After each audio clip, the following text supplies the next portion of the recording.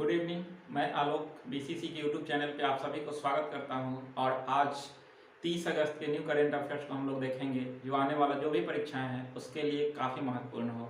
लेकिन उससे पहले आप सभी को मेरे तरफ से जन्माष्टमी की हार्दिक शुभकामनाएं।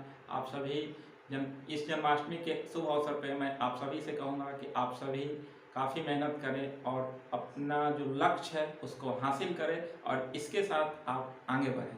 ठीक है, तो आप सब इतना ज़रूर करें और आइए हम पॉइंट पे आते हैं। लेकिन इससे पहले पिछला दिन का एक प्रश्न था आपका कि सर्वोदय योजना की संकल्पना सबसे पहले किसने रखा था, तो इसका उत्तर महात्मा गांधी होगा। लेकिन अगर सर्वोदय योजना जो है वो सर्वप्रथम किसने लागू किया था, तो 1950 में जयप्रकाश नारायण के द्वारा लागू किया गया था। लेकिन अगर प्रश्न जो है वो सर्वोदय संकल्पना का है कि सर्वोदय शब्द की संकल्पना किसने किया, तो इसका उत्तर आपका महात्मा गांधी हो जाएगा। इसको देखेंगे। और अगर ये योजना प्रस्तुत किसने किया सर्वोदय योजना, तो उसका उत्तर जयप्रकाश नारायण हो जाएगा। ठीक है, तो ये एक प्रश्न था जिसका उत्तर हमने बताया। लेकिन आप सभी से मैं कहूँगा कि प्लीज़ आप सभी इस वीडियो को लाइक सब्सक्राइब और प्लीज़ आप सभी इसको शेयर करते रहें। ठीक है, और आइए आज का जो भी महत्वपूर्ण बिंदु है उसको हम लोग देखते हैं। कह रहा है पहला प्रश्न कि 29 अगस्त को राष्ट्रीय खेल दिवस, यानी कि 29 अगस्त को राष्ट्रीय खेल दिवस मनाया जाता है। बहुत महत्वपूर्ण क्वेश्चन है आपका, हमेशा परीक्षा में प्रश्न पूछा जाता है कि 29 अगस्त खेल दिवस कब मनाया जाता है,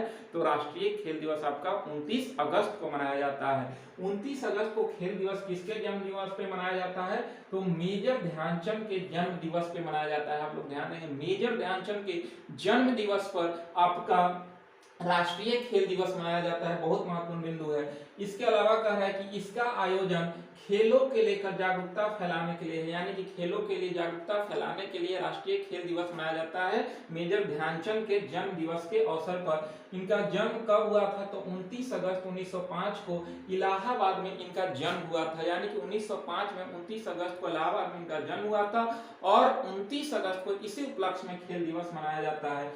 बहुत महत्वपूर्ण बिंदु है कि ये 3 बार ओलंपिक के स्वर्ण पदक जीतने वाला भारतीय हॉकी टीम के सदस्य रहे थे। लगातार 1928, 1932, 1936 3 ओलंपिक में लगातार भारतीय टीम ने हॉकी में स्वर्ण पदक हासिल किया था और वो तीनों टीम में आपके भारतीय हॉकी खिलाड़ी मेजर ध्यानचंद शामिल थे। इसलिए काफी महत्वपूर्ण प्रश्न बन जाता है कि लगातार 3 ओलंपिक में स्वर्ण पदक जीता और उसमें आपका मेजर ध्यानचंद रहे थे। और उसी समय से आपका हॉकी खेल का प्रचलन अधिक हुआ और राष्ट्रीय खेल के रूप में हॉकी को नामित किया गया। लेकिन आज भी आधिकारिक रूप से राष्ट्रीय खेल आपका हॉकी नहीं है, लेकिन उस समय इसका प्रभाव ज्यादा दिखा और इस सभी लोगों के मुंह पे जो है हॉकी शब्द आया, तो इससे जो है वो हॉकी शब्द का प्रचलन हुआ। और जो है वो क्योंकि जो है ओलंपिक जैसे खेल में 3 बार लगातार गोल्ड मेडल जितना बहुत बड़ी उपलब्धि है, तो इसके साथ ही हॉकी को इतना मान्यता मिला कि उसके राष्ट्रीय खेल के नाम से जाना जाने लगा। लेकिन आधिकारिक रूप से आपका नहीं है, लेकिन माना जाता है कि राष्ट्रीय खेल आपका हॉकी ही है। तो ध्यान रखिएगा कि लगातार 3 ओलंपिक में जो है वो स्वर्ण पदक हासिल किया था। उसमें शामिल कौन थे, तो मेजर ध्यानचंद शामिल थे। कब कब, तो 1928, 1932, 1936। अभी हम देखें कि 2020 के टोक्यो ओलंपिक में भारतीय पुरुष हॉकी टीम ने आपका 41 साल बाद जर्मनी को हराकर कौन सा पदक जीता, तो कांस्य पदक जीतकर आया है। ठीक है, तो ये भी एक महत्वपूर्ण बिंदु था आपका। इसके अलावा कह रहा है कि 1956 में इन्हें पद्म विभूषण दिया गया। वास्तविक में चाहिए कि इन्हें भारत रत्न भी मिलना चाहिए, क्योंकि जो है ये बहुत मतलब कि जो है भारत के लिए अपना भूमिका अदा किया। आप देखेंगे तो हिटलर इन्हें जो है स्टार्टिंग में ही इनको बुलाया था कि आप मेरे यहाँ आइए, लेकिन उसको ये ठुकरा दिए थे। क्यों, ये बोले थे कि मेरा भारत है और इसके लिए मैं जी रहा हूं और इसी के लिए मैं मरूंगा। और इस तरह से उसके ऑफर को जो है वो मेजर ध्यानचंद ने ठुकराया था। तो इस तरह से देश का अपना नाम किया। ठीक है, इसके अलावा कह रहा है कि हॉकी के जादूगर के नाम से ये प्रसिद्ध है। इसके अलावा खेल दिवस के ही दिन आपका हमारे जो वर्तमान में केंद्रीय खेल मंत्री अनुराग ठाकुर हैं, उन्होंने फिट इंडिया कार्यक्रम के दूसरे वर्षगांठ, यानी कि फिट इंडिया मूवमेंट जो है वो आपका शुरू हुआ था पिछला खेल दिवस पे, उसी के दूसरा वर्षगांठ के अवसर पे फिट इंडिया ऐप लॉन्च किया है। ध्यान रखिएगा, फिट इंडिया ऐप लॉन्च किया, यानी कि फिट इंडिया ऐप किसने लॉन्च किया, तो केंद्रीय खेल मंत्री अनुराग ठाकुर के द्वारा फिट इंडिया ऐप लॉन्च किया गया है, फिट इंडिया कार्यक्रम के दूसरे वर्षगांठ के तहत। ठीक है, ये ध्यान रखिएगा आप लोग। इसके अलावा सेकेंड प्रश्न पे हम लोग आते हैं कि तालिबान ने अफगानिस्तान में सह शिक्षा पर प्रतिबंध लगा दिया। बहुत महत्वपूर्ण बिंदु है कि तालिबान ने अफगानिस्तान में, क्योंकि आप देखें कि अभी पूरी अफगानिस्तान पर तालिबानियों का कब्जा लगभग हो गया है, सिर्फ पंजशीर घाटी वगैरह को छोड़ दिया, कुछ जिला जो है अभी स्वतंत्र है, लेकिन लगभग अफगानिस्तान पर तालिबानों का कब्जा हो गया। और तालिबान का जैसे ही कब्जा हुआ तो आप देख रहे थे कि वहां के महिलाओं में कितना डर बना हुआ था, और वैसा ही हुआ जैसे ही तालिबान का अधिकार होने जा रहा है। उसने कहा कि वहां के जो उच्च शिक्षा मंत्री हक्कानी हैं, उन्होंने कहा कि शैक्षणिक गतिविधियां शरिया कानून के अनुसार ही संचालित की जाएगी, यानी इसी के तहत इन्होंने कहा कि सह शिक्षा पर अफगानिस्तान में प्रतिबंध लगा दिया जाएगा और शरिया कानून के अनुसार ये मान्य होगा शैक्षणिक संस्थान में। यानी कि इसके अनुसार है कि जो भी शिक्षा संस्थान है वहां पर लड़कियों के लिए अलग विश्वविद्यालय होगा, और लड़कियों के सिर्फ लड़की फीमेल जो भी टीचर्स हैं वो फीमेल को पढ़ाएंगे, या फिर मेल टीचर हैं वो मेल को पढ़ाएंगे। तो इस तरह से आपका देख रहे हैं कि जो है आज के विकास के दौर में सभी लोग साथ मिलकर आगे बढ़ रहा है, लेकिन यहाँ पर जो है ये कहा जा रहा है कि सह शिक्षा अभियान के तहत जो है वो आपका इस पे प्रतिबंध लगाया गया कि अब दोनों को सेपरेट जो है वो शिक्षा दिया जाएगा। लड़कियों को शिक्षा लड़कियां ही देंगे, महिला ही देंगे, पुरुष को शिक्षा पुरुष ही देंगे। दोनों एक साथ यूनिवर्सिटी में या कॉलेज में जो है वो भाग नहीं ले सकते हैं, दोनों अलग अलग कॉलेज होगा, अलग अलग शिक्षक पढ़ाएंगे। तो इस तरह से भेदभाव अफगानिस्तान में शुरू हुआ, और वहां के जो उच्च शिक्षा मंत्री है हक्कानी, उन्होंने कहा कि शरिया कानून ये कश्ती है, इसके आधार पर हम चलेंगे। तो काफी चर्चा का विषय बना हुआ है अफगानिस्तान का मुद्दा अभी। ठीक है, अगला कह रहा है कि 3 नंबर दीपोर बिल वन्य जीव अभ्यारण्य, काफी चर्चा में है दीपोर बिल वन्य जीव अभ्यारण्य, क्योंकि इसे इको सेंसिटिव जोन घोषित किया गया है। दीपोर बिल वन्य जीव अभ्यारण्य आपका आने वाला परीक्षा के लिए बहुत महत्वपूर्ण है, क्योंकि इसे इको सेंसिटिव जोन घोषित किया गया, और ये असम में मीठे पानी का झील है। ध्यान रखिएगा, असम में ये मीठा पानी का झील है दीपोर वन्य जीव अभ्यारण्य, और ये रामसर स्थल में शामिल है। अभी भारत में रामसर साइट कितना है, तो टोटल 46। अभी हम हाल ही में देखे थे कि गुजरात के 2 क्षेत्र और हरियाणा के 2 क्षेत्र को मिलाया गया था, टोटल 4 भरे, पहले 42 था, अब 46 हो गया है रामसर साइट। और आपका ये जो दीपोर बिल वन्य जीव अभ्यारण्य है ये आपका असम में है, और ये भी रामसर सूची में शामिल है, ध्यान रखिएगा। चौथा प्रश्न है कि उत्तर प्रदेश के गोरखपुर में राज्य के पहले आयुष विश्वविद्यालय की नींव रखी गई, यानी कि गोरखपुर, उत्तर प्रदेश के गोरखपुर, जहां से योगी आदित्यनाथ हमेशा सांसद रहते थे, तो वहीं पे जो है वो आयुष विश्वविद्यालय की नींव रखी गई राष्ट्रपति के द्वारा। कल ही आप देखे होंगे राष्ट्रपति वहां पे नींव रखे हैं आयुष विश्वविद्यालय के लिए, और इसका नाम ध्यान रखिएगा कि गुरु गोरखनाथ आयुष विश्वविद्यालय रखा गया, यानी कि गुरु गोरखनाथ आयुष विश्वविद्यालय रखा जाएगा इसका नाम। और इसका जो है शिलान्यास किसके द्वारा, नींव किसके द्वारा रखा गया, तो राष्ट्रपति कोविंद के द्वारा रखा गया। ठीक है, अगला है कि महिला अधिकारिता पर पहले G20 मंत्री स्तरीय सम्मेलन का आयोजन इटली में किया गया, यानी कि महिला अधिकारी पर G20 सम्मेलन का आयोजन इटली में किया गया। और इसमें महत्वपूर्ण बिंदु है कि भारत के तरफ से किसने भाग लिया, तो हमारे अभी जो स्मृति ईरानी है केंद्रीय मंत्री, उन्होंने इसमें भाग लिया, ध्यान रखिएगा।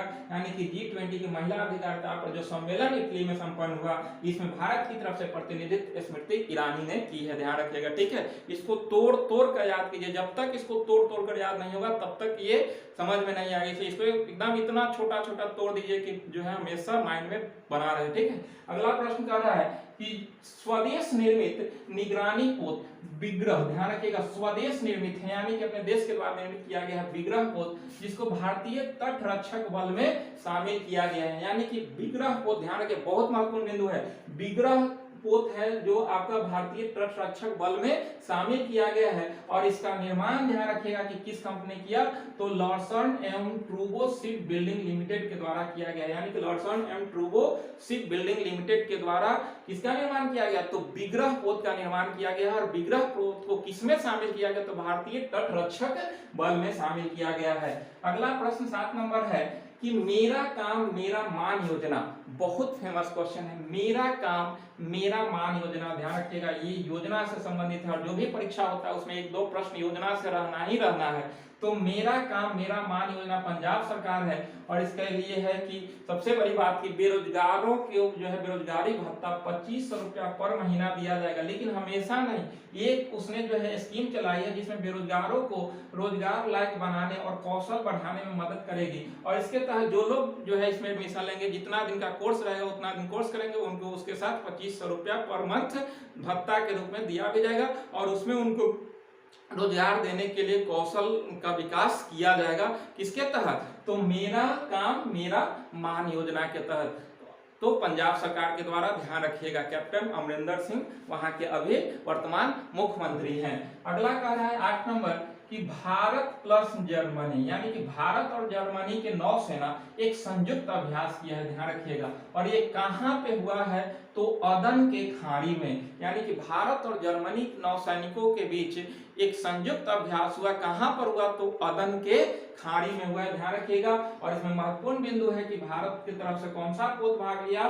तो INS त्रिकंद ने इसमें भाग लिया है। कहां हुआ? तो अदन के खाड़ी में हुआ है। अगला है 9 नंबर, जलियांवाला बाग परिसर और संग्रहालय, यानी कि जो जलियांवाला बाग था उसे परिसर या संग्रहालय घोषित किया गया। ये जलियांवाला बाग है कहां? तो अमृतसर में। आपको पता होगा कि जलियांवाला बाग हत्याकांड कब हुई थी? तो 13 अप्रैल 1919 को जलियांवाला बाग हत्याकांड हुआ था। उसमें आप देखे थे कि शांतिपूर्ण बैठक हो रहा था और उस पर जनरल डायर ने गोलियां चलवा दिया था, बहुत लोग मारे गए थे। तो इस तरह से वो जलियांवाला बाग हत्याकांड के नाम से जाना जाता है। ये आपका देखे थे कि 1919 के जो रॉलेट एक्ट आया था, जिसे काला कानून के नाम से जाना जाता है, उसी के विरोध के लेकर वहां पर चर्चा हो रही थी और इसी में जो है वो आपका जनरल डायर के द्वारा गोलियां चलवा दिया गया था। बहुत लोग अपना जान गंवाए थे जलियांवाला बाग हत्याकांड में, ध्यान रखिएगा। तो इस तरह से यही आपका यहाँ से एक प्रश्न ये भी पूछता है कि काला कानून के नाम से किसे जाना जाता है? तो 1919 में जो रॉलेट एक्ट आया था उसी को काला कानून के नाम से जाना जाता है, ठीक है। तो ध्यान रखिएगा। कह रहा है कि इसका उद्घाटन किसने किया? तो प्रधानमंत्री मोदी के द्वारा इसका उद्घाटन किया गया है। अगला प्रश्न है 10 नंबर, भारतीय grand master SP Sethu Raman ने बार्सिलोना ओपन शतरंज टूर्नामेंट जीत लिया। ध्यान रखिएगा कि भारतीय grand master SP Sethu Raman ने बार्सिलोना ओपन शतरंज टूर्नामेंट जीत लिया। अभी हम हाल ही में देखे थे कि सबसे युवा ग्रैंड मास्टर जो है अभिमन्यु बने थे। तो ये भी एक क्वेश्चन था, हम पीछे वाला वीडियो में करवा दिए हैं। शायद आप लोग पीछे वाला वीडियो रिवाइज करते हैं या नहीं करते हैं, ये आपका काम है। हम बार बार कहते हैं कि पीछे जितना वीडियो है उसको आप फास्ट करके देखते रहें, क्योंकि ये अगस्त का क्वेश्चन जो है आने वाला आपका अगले अगस्त तक क्वेश्चन पूछेगा। 2022 के अगस्त तक के लिए आपका जो है VVI है। तो इस तरह से ये सबको जो है वो जितना हम मेहनत कर रहे हैं, आप भी उतना मेहनत करते रहें, तभी जाकर आपको सफलता मिलेगा। तो पीछे वाला जितना वीडियो है उसको आप रिवाइज करके फास्ट करके बार बार देखें, क्योंकि आपको ज्यादा समय नहीं लगेगा। अगर 1 घंटा अभी सप्ताह में दे देंगे तो पीछे वाला बहुत सारा वीडियो को आप रिवाइज करके देख सकते हैं। वैसा आप सभी करते रहें। तो इसके अलावा कर रहे हैं नेक्स्ट प्रश्न कि देश का मेंटर्स कार्यक्रम का प्रारंभ किसने किया? तो केजरीवाल सरकार, दिल्ली सरकार के द्वारा देश का मेंटर्स कार्यक्रम प्रारंभ किया गया है। और इसमें सबसे महत्वपूर्ण बात है कि आपका ब्रांड एम्बेसडर इसमें सोनू सूद को बनाया गया है, यानी कि सोनू सूद जो है वो देश के मेंटर्स कार्यक्रम के ब्रांड एम्बेसडर होंगे। और इसका उद्घाटन कहाँ किया गया? तो दिल्ली सरकार के द्वारा कार्यक्रम की शुरुआत किया गया है। अगला काफी चर्चा में है टोक्यो पैरा ओलंपिक। हम लोग टोक्यो ओलंपिक देख लिए हैं, ओलंपिक का वीडियो भी देखे होंगे। ओलंपिक का हम एक सेपरेट वीडियो भी डाला हूं जिसमें आपका ओलंपिक और टोक्यो ओलंपिक दोनों है। उसको नहीं देखे हैं तो उसको देखिएगा, क्योंकि उससे आपका आने वाला जो भी परीक्षा है 2-4 प्रश्न निश्चित पूछेगा। तो ये टोक्यो पैरा ओलंपिक है, इसका आयोजन आप देखें कि अभी टोक्यो में चल ही रहा है। 24 अगस्त की इसका शुरुआत हुआ। इसके ध्वजवाहक कौन थे? तो टेक चंद थे। आप देखे थे मरियप्पन टी होने ध्वजवाहक बनने वाले थे, लेकिन वो कोरोना के संपर्क में आ गए थे, जिसके वजह से टेक चंद जो है ध्वजवाहक बने। तो इसका आयोजन चल रहा है और इसमें फर्स्ट मेडल आपका टोक्यो पैरा ओलंपिक में जीता गया भावनाबेन पटेल के द्वारा। भावनाबेन पटेल पहला पदक इसमें जीती है जो रजत पदक है। और ये टेबल टेबल टेनिस में ध्यान रखिएगा कि भावना बेन पटेल कौन सा पदक जीती, तो रजत किस खेल में, तो टेबल टेनिस में। और कौन सा क्लास, तो क्लास 4 में आपका टेबल टेनिस में रजत पदक भावना पटेल ने जीती, जो फर्स्ट मेडल पैरा ओलंपिक का, टोक्यो पैरा ओलंपिक का पहला मेडल भावना पटेल के द्वारा जीता गया, ध्यान रखिएगा।